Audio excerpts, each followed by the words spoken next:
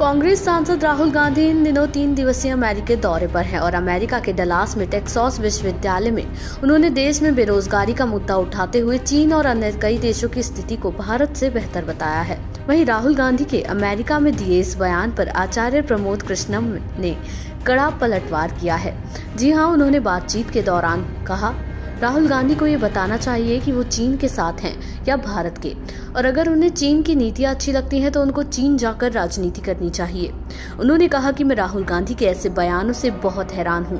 उन्होंने कहा कि असदुद्दीन ओवैसी भी देश के बाहर जाकर देश के खिलाफ नहीं बोलते हैं और ओवैसी देश के बाहर देश के साथ खड़े रहते हैं। जी हाँ, वो कभी बाहर देश का विरोध नहीं करते, लेकिन राहुल गांधी ऐसे व्यक्ति हैं जो देश के बाहर जाकर देश के खिलाफ बोलते हैं।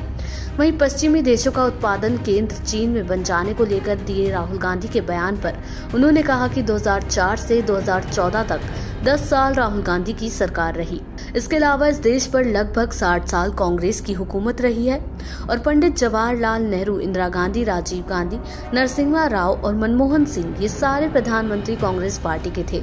इसके बावजूद राहुल गांधी की समझ में ये आज आया है कि उनकी समझ में ये तब क्यों नहीं आया था जब प्रमोद कृष्णम ने कहा कि आज भी उनकी जिन राज्यों में सरकार है वहां उनको हर घर में नौकरी दे देनी चाहिए।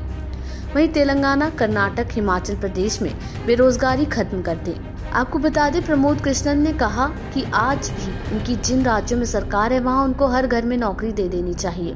वहीं तेलंगाना, कर्नाटक, हिमाचल प्रदेश में बेरोजगारी खत्म करने राहुल गांधी के ऊपर एक कहावत फिट बैठती है कि हाथी के दांत खाने के कुछ और दिखाने के कुछ और हैं। आपको बता दें, लोकसभा में नेता प्रतिपक्ष और सीनियर कांग्रेस नेता राहुल गांधी 3 दिनों के अमेरिका दौरे पर हैं। अपनी विजिट के दौरान राहुल गांधी मंगलवार को वाशिंगटन डीसी में स्थित जॉर्ज टाउन यूनिवर्सिटी पहुंचे। यहां उन्होंने छात्रों के साथ संवाद किया। राहुल ने भारतीय जनता पार्टी यानी बीजेपी और राष्ट्रीय स्वयंसेवक संघ RSS पर निशाना भी साधा। राहुल गांधी ने कहा, चुनावों से पहले हम इस विचार पर जोर देते रहे कि संस्थाओं पर कब्जा कर लिया गया है। RSS ने शिक्षा प्रणाली पर कब्जा कर लिया है और मीडिया और जांच एजेंसियों पर भी कब्जा कर लिया है। हम ये कहते रहे, लेकिन लोगों को समझ में नहीं आ रहा था। फिर संविधान को आगे रखना शुरू किया और जो कुछ भी कहा था वो अचानक से फूट पड़ा।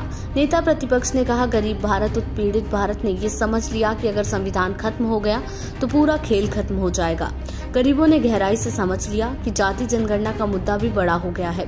ये चीजें अचानक एक साथ आने लगी। मुझे नहीं लगता कि निष्पक्ष चुनाव में भाजपा 246 के करीब थी। उनके पास बहुत बड़ा आर्थिक लाभ था। उन्होंने हमारे बैंक खाते बंद कर दिए थे। देश दुनिया की ऐसी ही तमाम खबरों के लिए देखते रहें समय डिजिटल।